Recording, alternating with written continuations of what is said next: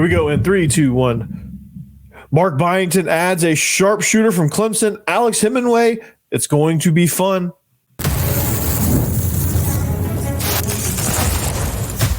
You are Locked On Vandy, your daily podcast on the Vanderbilt Commodores, part of the Locked On Podcast Network, your team every day. Welcome into the Locked On Vandy podcast on the Locked On Podcast Network. I'm your host, Corey Burton. Thanks for making Locked On Vandy your first listen every day. Shout out to the everydayers.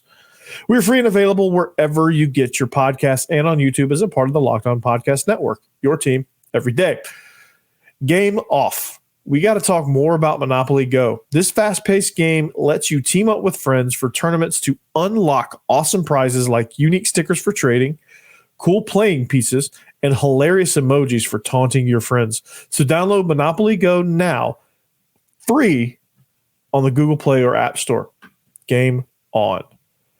So Vandy's getting back on track against Louisville in this midweek matchup. Christian Reeves is visiting. Does that mean he's going to commit? Well, speaking of commits, Clemson transfer guard Alex Hemenway commits to Vandy and brings his sharp shooting skills to Memorial. So Mark Byington is building an unbelievable roster with this addition. Okay, he's what I like most about this. Okay, is he's getting specific pieces with specific skill sets. One of the main complaints that I had with this year's Vandy team was the lack of shooting. Anytime Vandy needed a big shot, whether it was poor shot selection or poor execution, it wasn't getting done. And then they would be on the wrong end of these 10, 12, 14-0 runs. And the next thing you know, the game's blown way out of the water. And there was nothing Ezra Mannion or Tyron Lawrence could do.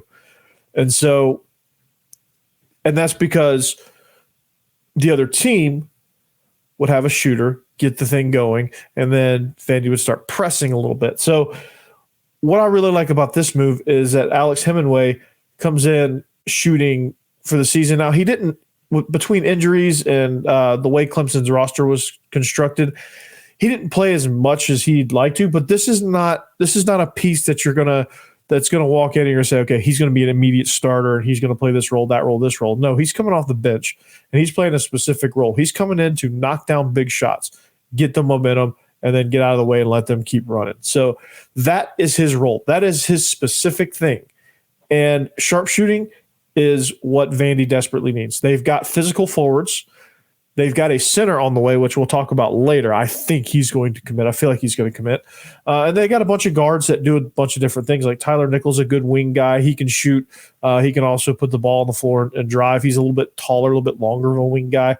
You have your two guards there, distributing, scoring, slashing, things like that. I mean, you have all the different roles within this team. Now you just need that guy, 6th, 7th man coming off the bench that's going to come down, knock down some big time threes, especially when things are starting to turn south and you need a big momentum builder right that minute, or like you start a run and you need something to kind of push that lead out, where like you get on like a 2-4-0, like you start knocking down a couple shots in a row. If you knock down like 2 or 3 threes in a row and then push that run out to 9-0 quickly, that can create an avalanche of momentum in your favor. And that can kind of put some, and what I like about that is it also puts pressure on the opposing team, because if they see that you have a guy that can knock it down from anywhere with people in his face and, creating off the dribble a little bit and, just creating different shots from different angles, you open yourself up for a lot of different possibilities within this game. But the strength of his game is catch and shoot, though. He's going to be somebody that's going to spot up in the corner, on the wing. He's just going to catch and he's going to drain. He's going to knock it down. And that's what you like, especially if he's in the game and the pace of the game gets kind of bogged down a little bit, he's somebody that can kind of shoot your way out of the way that other teams want to play against Vandy, because Vandy's going to want to run. Vandy's going to want to be fast paced, and sometimes teams are going to be successful in slowing the tempo down. And when they do that, you have to answer with stellar shooting. You have to answer with getting to the line. You have to answer with making baskets, so that way when you start making these baskets, you start going on these runs, things can open up again for you, because now the other team feels like they have to take it and score quickly. So again, love this, and love what he means. He's also good at, he'll catch and shoot a few times. I'm watching his highlights now. He'll catch and shoot, and then occasionally guys will close out on him, and boom, he whips it right down to an open target there for either another three or somebody cutting towards the basket. And this fits into positionless basketball also, because there's guys that they move around in different spots. He can hit transition threes as well. That's an underrated part of this game. He's again, a little bit of swagger coming with being able to shoot 3-pointers really well. The confidence that comes with that, which I guess confidence and swagger are the same thing, but I love it, man. I think this is a home run, not because you're getting a 4-year starter, not because you're getting a guy that's going to come in, he's going to start and he's going to light up for 30 points a game and carry the team on his back. If you're looking for that, you're not going to find it in Alex Hemenway. Okay. But he'll come in and get like 12, 13, 14 points in about, I'd say about 12 to 16 minutes per game. Coming off the bench as a 7th guy, right? He's going to come in key situations and he's going to knock down big shots. So I really enjoy this. So Vandy's got one more scholarship to fill, and that's going to be, I think, geared towards a big man, whether it's Christian Reeves or somebody else. But before we kind of get to that, I think, you got to kind of look at, what positionless basketball really is about now, and how the philosophy changes now, because since we last talked about what he wants to do and what kind of his overall philosophy is, I think with the roster additions, that has kind of changed. Alex Hemenway has changed that a little bit, but also these other guys have changed things a little bit as well. So you have, it just depends. You get a lot of guards, which when you play this style of basketball, when you play this running style of basketball, you're going to have a lot of guards, and you're going to have a lot of guys that can move, a lot of guys that can shoot, a lot of guys that can drive, a lot of guys that can do a lot of different things. And so you have to understand that when you look, the way you look at this team can't be like, I could also see this too. I could also see when you look at this team, you have to, when you look at evaluating how Mark Byington has done in the portal, I think people are going to get wrapped up in saying, okay, well, let's see, maybe his lineup is not very star-studded, okay? And people worry about that kind of thing, right? But I think what people have to do, and what people have to how they have to kind of proceed with judging how this transfer portal is going, is that you have to look at it in a way of, okay, we're Vandy. We were bottom of the SEC, not very good, yada, yada, yada. Not overly desirable place to come to at this moment. It very well could change, but it's not that yet, okay? And so when you look at it that way, you have to evaluate it as, okay, well, how do we get it to that? Okay, so, all right, this is how you get to it. You start adding pieces that fit your scheme. You start adding things. You start adding puzzle pieces. You start adding specific skill types, right? Jalen Carey, big physical forward, kind of a Dennis Rodman type, just agitator, rebounder, physical presence, kind of, around the paint, somebody that can do it but not be the center. You have a distributing point guard. You have you have Grant Huffman that comes in. You have Tyler Nickel that comes in as a wing guy. You just have all kind of pieces that fit very different roles, and so you have to understand that. Okay, well, we're going to give them a chance to kind of do what they do. We're going to give them a chance to kind of put this thing together and just see how the puzzle pieces mesh together. Because with Mark Byington, you don't have to have traditional roles. With his scheme, with his philosophy, you don't have to have specific roles. You don't have to have a true point guard, a true shooting guard, a true small forward, a true power forward, and a true center. All right. You have to have guys that possess those skills. And you have to have athletic guys, you have to have physical guys, and you have to have guys that can finish in transition. You have to have guys that can attack the rim. And then, of course, every team needs a sharpshooter. Okay. Every team needs one.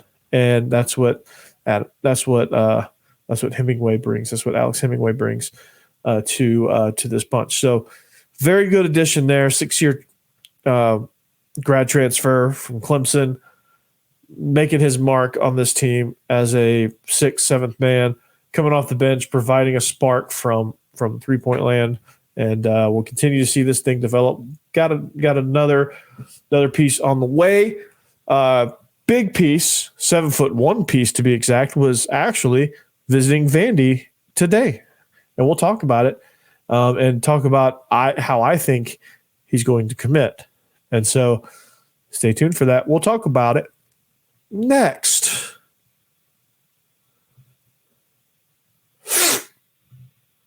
All right. Passion, drive, patience. The formula for winning championships is also what keeps your ride or die alive. eBay Motors has everything you need to maintain your vehicle and level it up to peak performance. Superchargers, roof racks, exhaust kits, LED headlights, and more. Whether you're into speed, power, or style, eBay Motors has you covered. With over 122 million parts for your number one ride or die, you'll always find exactly what you're looking for. And with eBay Guaranteed Fit, your part is guaranteed to fit your ride every time or your money back. Because with eBay Motors, you're burning rubber, not cash. With all the parts you need at the prices you want, it's easy to make your car the MVP and bring home huge wins. Keep your ride or die alive at ebaymotors.com. Eligible items only. Exclusions apply. eBay Guaranteed Fit only available to U.S. customers.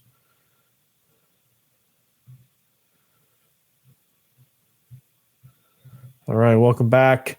Are you watching Fox Sports or ESPN? Well, here's the thing with that. You're probably tired of all the shouting. Well, you need to make the switch to Locked On Sports today. It's a free 24/7 sports streaming channel programmed for you every day to bring you the biggest stories without all the screaming. Locked On Sports Today brings you can't-miss analysis, opinions, and news streaming 24/7 on YouTube or the free Amazon Fire TV Channels app, part of the Locked On Podcast Network, your team every day. So Mark Byington can cap off his roster if he can land Christian Reeves. He's a big presence and will make a big difference, pun fully intended, as he is 7'1". So he was visiting Nashville as I record this on a Tuesday. He was visiting, and to be honest with you, when you look at the upside of what this program brings to the table, what this program could do for his game, could do for his draft stock, could do for just him as a basketball player, I think this is this type of program. This is the type of offense, this type of philosophy that can elevate the stock of a 7'1" center. Because if you got a guy that's athletic and that's that tall and can be physical, well, there's a league that could use you, and that's the NBA. And if he wants to play in the NBA, he's got to be athletic, he's got to be physical, he's got to be able to shoot, he's got to be able to run the floor. All right, it's not the 90s anymore. There's no more monsters on the inside where like your Patrick Ewings, your Shaquille O'Neals, your Alonzo Mournings, your Hakeem Olajuwons, your big space eaters in the middle that just send everything back. Those don't exist. Like centers, yes, they do play that role a little bit, but like it kind of started with Tim Duncan, although he's not a true center. He's kind of like a power forward center type scenario. Dwight Howard was somebody that could run the floor, dunk, electrify, things like that. But like that type of play, that type of style of play is something that makes this game exciting. And it makes positionless basketball very, very effective as well. And so Christian Reeves is somebody that I believe can come in and really run the floor. I think Vandy is his best fit. Okay. His best fit is a team that needs to run. His best fit is a team that needs to play transition defense. His best fit is a team that needs to defend the paint very, very well. And his fit is somebody that can run the low post in the transition to where he's going to get some feeds off some cuts, maybe some backdoor screens, maybe some things set up for him to get the ball down inside in a fast-paced system. Or if things kind of bog down, I said about Hemenway, not Hemingway. Ernest Hemingway is a great author, but Alex Hemenway. What I said about him about shooting, I think is a similar thing that I said that I say about Christian Reeves as far as being a low post player. Like, he's a guy that fits a very specific role, and that role is to be a space eater. That role, he will probably start. Okay, he's not a off the bench guy, but he is somebody that would be the beneficiary of guys closing out on Alex Hemenway, guys that when our guards, when the other guards, Tyler Nickel, those other guys, Grant Huffman, when they drive, he's there to either get the rebound or they can dish it to him and he can jam at home. He's also, what I really like about him is that he played at Duke. Okay, so he's played in a really legendary atmospheres. Cameron Indoor is about as legendary as it gets. Okay, you're not going to get much more legendary than Cameron Indoor. Okay, so he's played in those environments. He knows he could go to Stegman Coliseum and run it because it's nothing. He could go to Rupp Arena and do well because he's played at Cameron and the Dean Dome and some of the tough places to play in the ACC.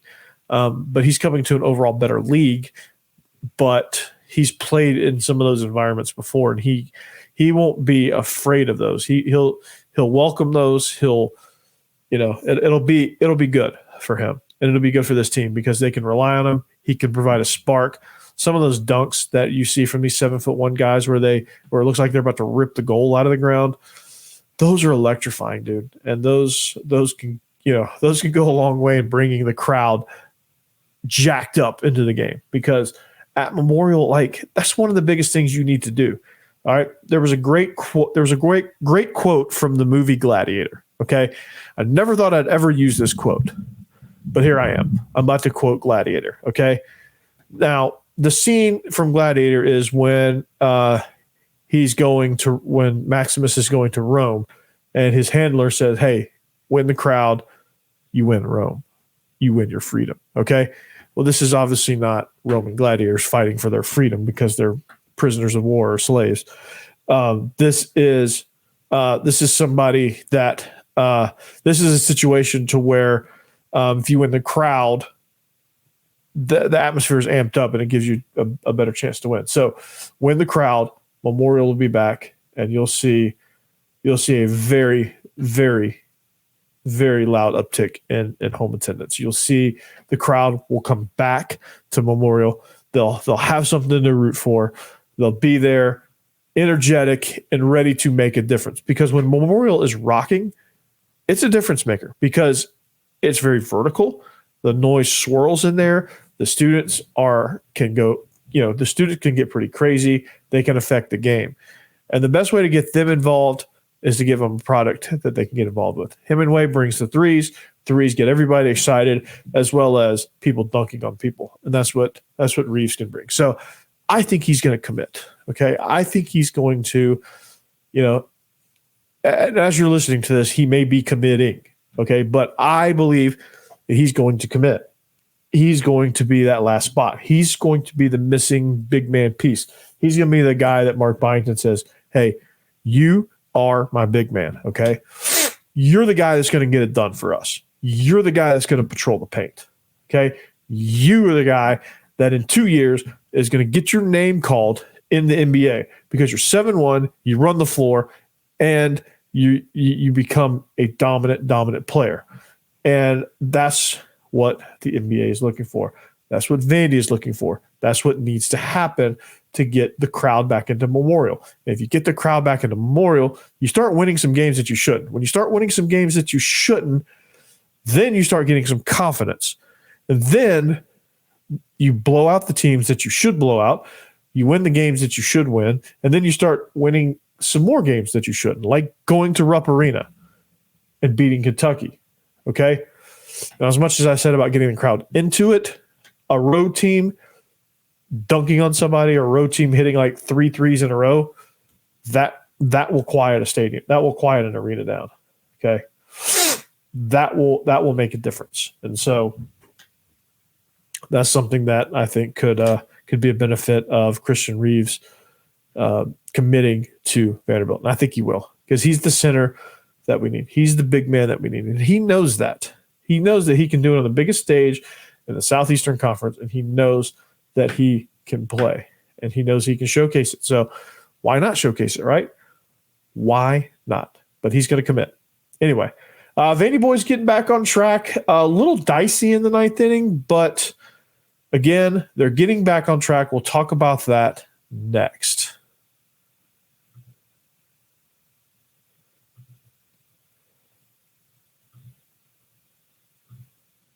All right. Game off. We got to pause here to talk more about Monopoly Go. I know what you're saying. Flag on the play. You've already talked about that. There's just so much good stuff in this game. In Monopoly Go, you can team up with friends for time tournaments where you work together to build up each other's boards.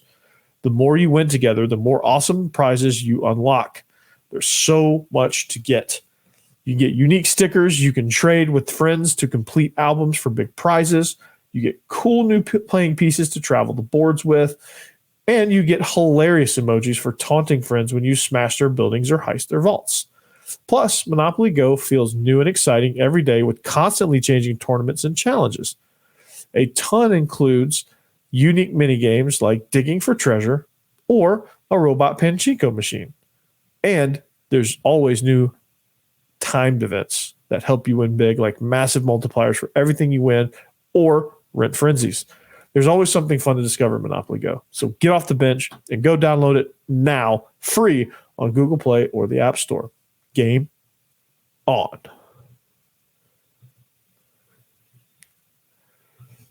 All right, welcome back. Segment number 3. We're going to wrap this thing up here. Thank you for making Locked On Vandy your first listen each and every day. Make sure you make Locked On SEC your second listen each and every day. We appreciate you at Locked On Vandy on social media. Make sure you give the old show a follow. Make sure you find us wherever you find your podcast and on YouTube as a part of the Locked On Podcast Network, which is your team every single day. It's a way of life, really. So anyway, Vandy baseball, Vandyboys. Well, they at least start off really well. They get back on track against Louisville a little bit. They show flashes of power, which, again, I think pitching came through for them today. Or not today, but like in this game, where Devin Futrell went 5 innings and had a really nice outing.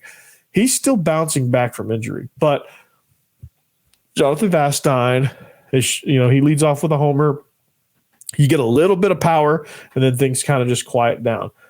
But that's the thing I've been talking about this team, though. Like the fact that things kind of go haywire a little bit, things kind of get inconsistent, I guess you could say, is the same reason why you get swept in Georgia, because you can't be inconsistent. Now, it's great to get a win. It's great to get back on track. There's always confidence in wins. So don't get me wrong on that. It's good to see that they can bounce back. This is good to see that they can, they can do what they need to do to finish out a win. A win is a win is a win is a win, especially when you're struggling minorly. A win is a win is a win. Okay, so don't lose sight of that. But what I'm about to say is going to help them for the rest of their conference slate. It's going to help them in the conference tournament, and then if they end up winning and hosting or going to a regional, this is going to help them win in regional play. So this is what needs to happen. Okay. They just, I think honestly, they've got to finish with guys on base. They've got to bring those guys in. Bullpen, I think, gets a little dicey too, where you have bases loaded in the 9th inning. They're up 4-2, and bullpen's got to come through in those situations. So But it's always, it's always good to see kind of how guys can finish ball games, how guys do in these pressure situations, because like these situations, Louisville's not a bad team. Louisville's a really solid, ACC team. They can hit. They have some good power arms, even though they went through 9 pitchers tonight, which is probably not ideal for that pitching staff to go through 9 pitchers tonight because, well, as you know, weekend series pitching is important. So you have to, the pressure's going to be now on Louisville. This is not locked on Louisville, by the way, but that's the problem you run into if you use a whole bunch of pitchers. So, but going back to getting back on track, Vandy has, they have the power problems, and they're going to continue to have power problems because they're just not built like that. So they have to find ways to get guys on base and get guys around. All right. Matthew Polk being in the lineup is really good. Jacob Humphrey being in the lineup, I think is a really good thing. I think getting as much speed in the lineup as you can is going to be better in the long run because you get guys on base and they wreak havoc. Wreaking havoc gives you pressure. Pressure is not good for opposing teams. So they press a little bit, but looks like Vandy felt a little pressure themselves too. So I think it's a situation to where, you just have to find your best fit. You have to find your best lineup. You have to find your best order within that lineup. Like you get the right guys in there. Now you gotta organize them right, because if you get these speedy guys on base, but there's nobody in to get them around, well, then it really doesn't matter if they get on base. They can get on base all they want to until their heart's content, and it's not gonna make any difference. So they have to be able to finish at bats. They have to be able to be more consistent with power numbers. All right. Having a really good start to the game is helpful. It's a step in the right direction. Hitting for power early on as you get comfortable is a step in the right direction. But, again, playing out of these pressure situations like they had in the 9th inning, bases loaded, you bring in Miller Green and gets the count to a 2-2 count and just strikes the dude out to end the game. I mean, it don't get much more pressure than that. Yeah, bases loaded. You're probably white knuckling. You're probably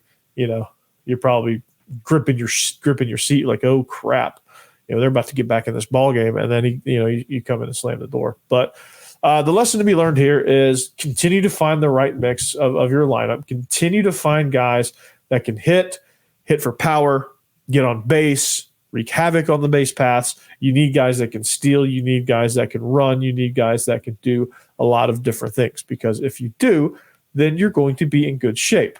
And if you're in good shape on the base paths, you're going to score some runs, and your pitching is going to have to come through. That's going to have to be your calling card this year. And when pitching falters, it's over because you can't do the power stuff. But a win is a win is a win. It's always good to get wins. It's always good to stack wins. Okay. So I've got to do as much sunshine pumping as I can for Vandyboys, right? Because they get back on track tonight a little bit. They did. They pulled it out. Okay. Which this weekend, if they had this situation, it wouldn't have happened. Against Mississippi State, this didn't happen. Pitching fell apart at the end. They couldn't get the hits when needed, which you strand guys late in games. That's never a good thing, but you kind of learn to hit yourself out of these situations, and you got to start getting these these runs plated in the later innings, because that's where the leads build. That's where the momentum happens. Like first inning, it's great. Second inning, great. Unless you just jump off to like a 12-run first inning, then you have to build your lead gradually. If you're Vanderbilt, like you're not going to be able to put runs up in bunches, and we know that. So the strategy now has to be, how do we get 1 to 2 runs per inning? How do we just score consistently? How do we get guys on, whether it's pitch selection, getting walked, whether it's slapping the ball and running it, beating it out, whether it's putting the ball in the gaps and running, stealing, all that good stuff, bunting. You have to get guys on base. You have to get them over, and you have to get them in. And that's the bottom line. And that's the bottom line, because Stone Cold said so. Yeah. So it's interesting. It's interesting at the least to say that Vandy is starting. They did start better. They finished kind of nervy, but they finished. They started a lot better. Devin Futrell had a positive outing, which is good. The bats The bats were good. Alan Espinal was good. Jonathan Vastine was good. But overall, it's just, when you're struggling like this, you got to take the small wins where you can get them. You got to take the positive at bats where you can get them, build on them, and start to, you get positive at bats in the first inning, then you build on it, get more in the second, third, fourth, fifth, so on and so forth, right? It's all a small building game. It's all small wins, right? And when you're struggling, that's all that matters. Get a small win, okay? Like in basketball, a small win is overcoming a 9-0 run to regain the lead, okay?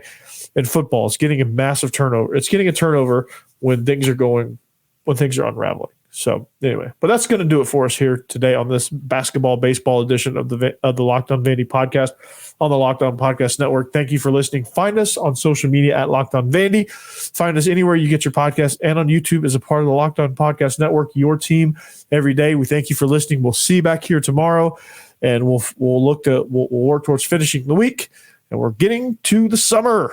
Hooray. We'll see you later. And as always, anchor down.